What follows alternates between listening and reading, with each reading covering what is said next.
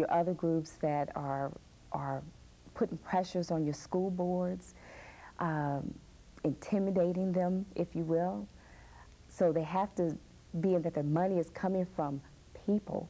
You know, they're going to have to sort of tender to this one and tender to that one. It is my contention, if you let curriculums do what they're supposed to do, if you let school-based clinics do what they're supposed to do, then there will probably be a decrease in teenage pregnancy, a decrease in the need for abortions or what have you.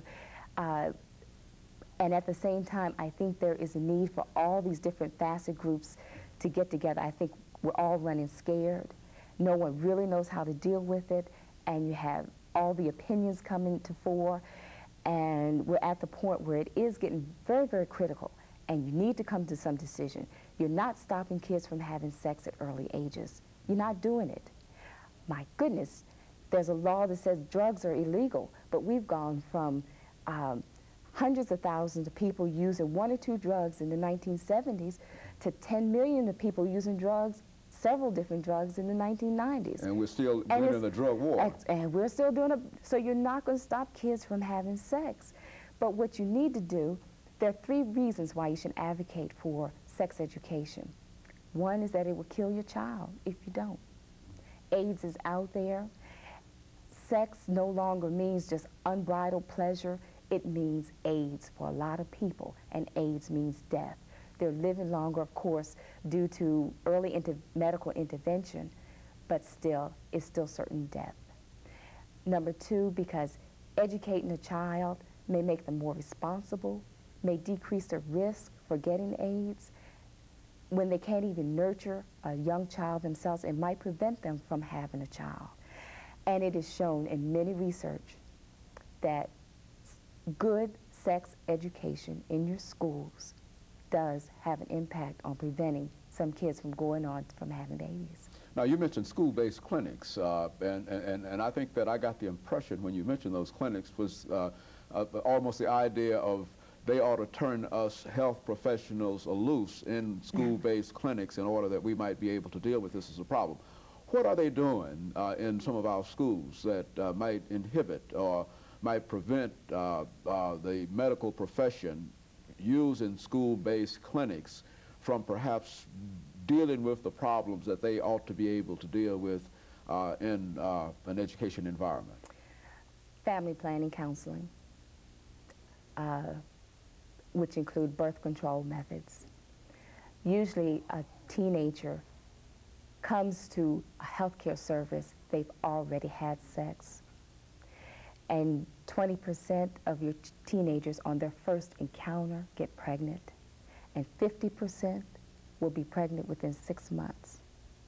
But they don't come to the healthcare services initially, and by the time they get there, they've already had sex. So family planning counseling, this sort of thing is usually looked at as not right to do in the school-based clinic. You're to put Band-Aids on, and you're to look at the little stomach aches and their headaches and send them back to class. And we do that, and we do counseling, but they come there with a myriad of problems.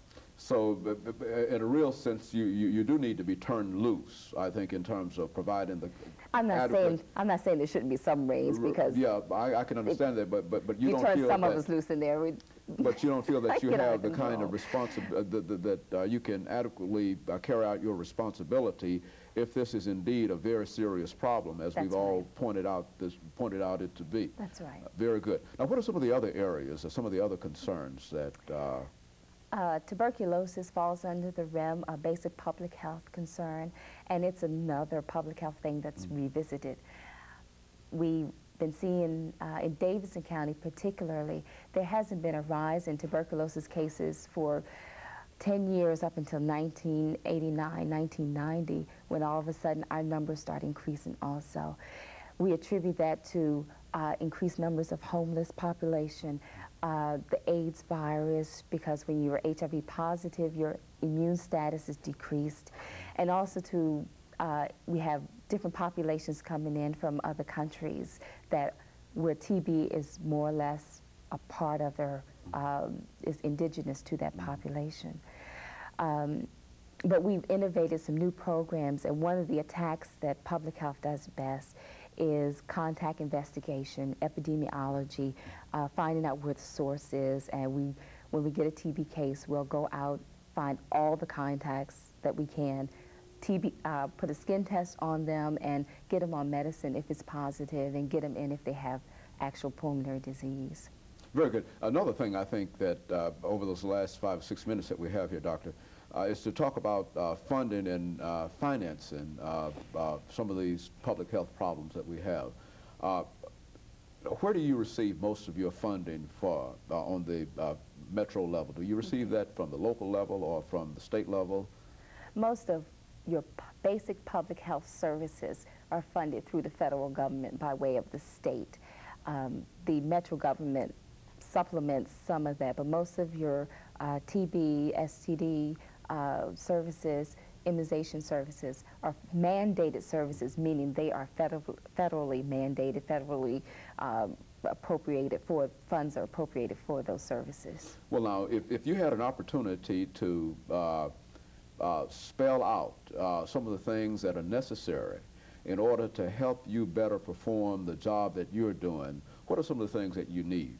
Certainly we know that the top of the list would probably be money, but now in view of the fact that there's fewer dollars everywhere now, what are some of the other things that you feel would help you in carrying out your duties and responsibilities as the director of the Metro, a medical director of the Metro Health Department?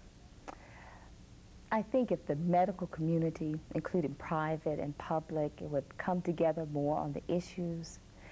I think if people would really begin to grasp and understand the impact and consequences of your public health mission and issues, I think that we could lick these problems, and education is a foundation to most of that, because we're not battling a bacteria anymore. We're not battling something we can get under a microscope. We're battling social issues. Very good. And Dr. Bailey, let me thank you for coming by and giving us that information today. And let me encourage you to tune in again next week for another informative edition of Comments.